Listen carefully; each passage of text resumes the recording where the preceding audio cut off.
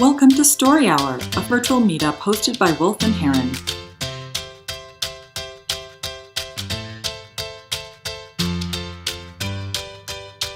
All right. For Sarah, my name is Pablo. I live in New York City. I've been an entrepreneur all my life. I relate a lot with Milos because I'm an immigrant with an accent, and I'm very proud of that. I grew up in a country where, for some reason, I didn't get what I wanted. So I made a decision when I was 18 years old to just leave. So I went to Europe, and then I lived in London for 2 years. I went to school for English and computers, worked in a restaurant, and I've always, had that thought in the back of my head of having my own company. Always, since I remember, I coming from a family with a poor family, really, and I had always that dream or that desire to actually be powerful in the good sense of the word, have something that it could affect many people and have a legacy. That has been my nature since I remember. And then I came to the US, met my family, and I went to school for pastry because I wanted to open up a little pastry shop. Somehow it didn't actually work out, because while I was working in the restaurant business, I realized that wasn't the back of the house. It wasn't for me. So I switched to the front of the house, and since then I've been working as a server. Now I'm a sommelier, the person who takes care of the wines and sells the wines, and offers also wine education at the restaurant. And then throughout my time here, my desire to have my own company took me to launch my magazine. I actually had 3 issues on that. I was ahead of time. It didn't work. I divorced. And then I came back to New York City because I was living in Jersey then, and then I went back to the source. I mean, of my aha moment when I was probably 12 years old, when I saw a couple of people sharing a glass of wine on the table. It was a very touristic area, and I was just running some errands. And then I said, wine? But why people do that? It was just a question that I threw at myself in the back of my head.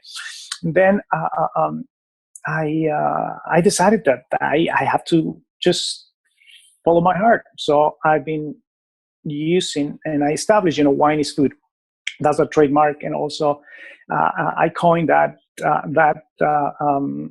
phrase a while ago. And I've been really living and experiencing life in at such level that it's been actually a process of why I decided to do that. And finally, not long ago, I realized that the truth of wine on the table, it's in the sharing. So that's what I've been launching. Really, I've launched and relaunched and rediscovered myself and rediscovered really a habit that we all have, of eating and gathering, and so I invited myself to not only question what's going on at the table, but I question myself, and how can I actually use that as a tool to find first, the truth, and then how can I actually encourage people to first, go back to basics. And the pandemic has been actually, one of the best opportunities to do so. I started doing live videos, and I'm actually I launched a brand new site, Wine is with a Head, and then I I am just, rediscovering and encouraging you to just go back to basics and realize that every problem on every individual and every family and community and country, relies at the table. And, it's been actually a process, and I'm still learning along the way, but I'm really happy that I have that beautiful, time. I have that beautiful, novel, purpose. And that's what, So that was actually completely improvised. Yay, Pablo. Thank you for your story. All right. So what does Pablo have that's absolutely awesome and should stay in the story no matter what? I feel like, yep. Sorry, go ahead, Milo.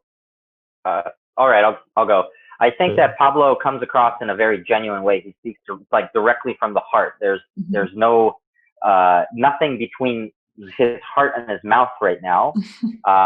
So that's a positive. I really enjoy that. I feel like I'm speaking to somebody who's telling me the truth. But at the same time, I think that kind of gets in the way of a clear idea. And so I'll repeat what I said last week. And it's just that saying that if you identify where you're going, like what your goal is, what your one sentence message is, I think that's going to help drive that beautiful heartfelt song that you're singing right to that destination. Yeah, I think I'm in the process of doing that. Yeah. Anthony, what was your comment? All right, so I think I identified. Do you have a logo for your company? Yeah. Or are you a company? It sounded like the defining moment was the simplicity, this really simple. You talk about how everything in your life was so complicated, so convoluted. There's so much confusion, everything racing around. Yeah. And then you pinpoint this singular moment of this table and a wine glass or two wine glasses and two people sitting. And it's almost you could feel a moment of clarity. And it's almost like the whole story has this one moment of it's really a simple moment of oh my gosh, wine bringing people together, the community, the feeling of belonging, the flush feeling you get from the wine. It's almost like that right there is the simple, clear moment. And like Milo was saying, it's people have a trust in you, which is awesome, especially right now with branding. The trust, and then the feeling of being with you and genuine and passionate, that I feel like that's it, Thank you. I really appreciate that. That means the world to me. Thanks. That I wanted to echo that that vignette of being 12 years old and seeing two people sharing a glass of wine together. That was the most poignant moment of your story. It was the best part of your story. And my thought would be lean into that, expand it, make it even more, start there, right? Start and tell me, what were you smelling? What were you feeling? What were you tasting? What was the air like in that moment, right? And let that What was the wine? Let that be 50 to 80% of your story, because that is by far the best kernel. Other thoughts? Yeah, Sarah.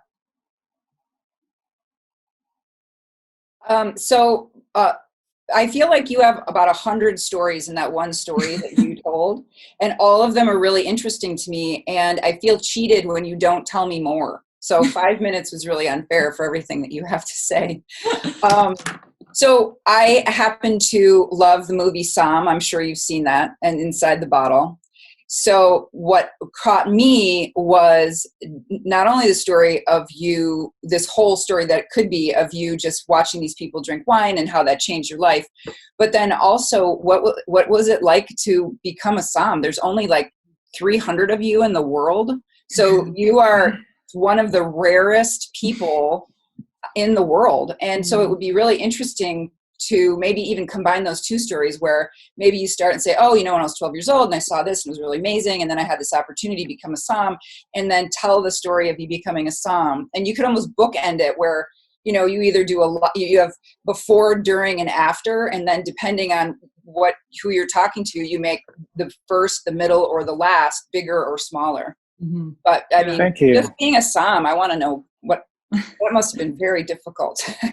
Yeah. It wasn't. Well, it was the fact that I showed up and I did my my work, that's what it really takes, because once you make the decision, once you make the decision of doing something, and if you follow through, you can do it. We can do it.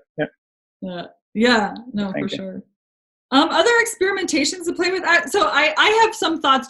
I did write some themes down that you could lean into, just kind of like echo Milo's point about know where you're going with your story. I think you said wine is food.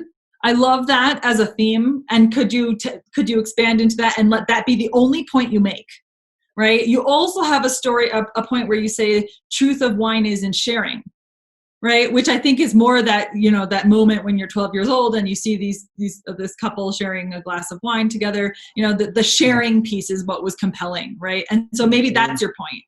Yeah, no, that's in fact my, right now, my mission. That's so okay. So then figure out a way to make the story have details that are relevant to that and no details that aren't, right? Like, is your divorce part of the story? How is it part of the story, or is that just a detail you threw in? Right? Actually, it was just a detail, because I would just bring in the a succession of what happened briefly, of what I can actually explain in the limited amount of time that we have now. But, But yeah, I hear you. I thank you guys for just remind me of things that have to happen. Great. All right. Visit wolfandheron.com to find out more about our story hours.